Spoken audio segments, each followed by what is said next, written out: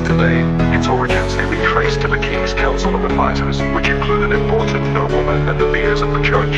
There were few formal limits to the king's power till 1215. In that year, King John was forced by his noblemen to agree to a number of demands. The result was a Charter of Rights called the Magna Carta, which means the Great Charter. The Magna Carta established the idea that even the king was subject to the law. It protected the rights of the nobility and restricted the king's power to collect taxes or to make or change laws in future.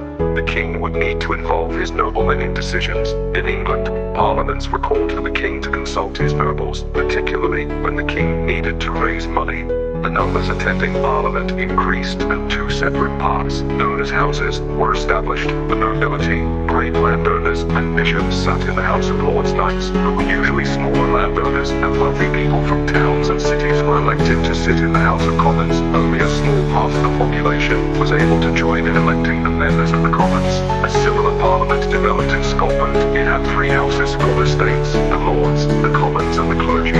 This was also a time of development in the legal system. The principle that judges are independent of the government began to be established. In England, judges developed common law by a process of precedents, that is, following previous decisions and tradition. In Scotland, the legal system developed slightly differently, and laws were codified, that is, written down. The Middle Ages saw the development of a national culture and identity. After the Norman conquest, the king and his noblemen had spoken Norman French, and the peasants had continued to speak Anglo-Saxon. Gradually, these two languages combined to become one English language. Some words in modern English, for example, park and beauty, are based on Norman French words. Others, for example, apple, cow, and summer, are based on Anglo-Saxon words in modern English. There are often words with very similar meanings, one from French and one from Anglo-Saxon. Demand and ask Anglo-Saxon are examples. By 1400, in England, official documents were being written in English,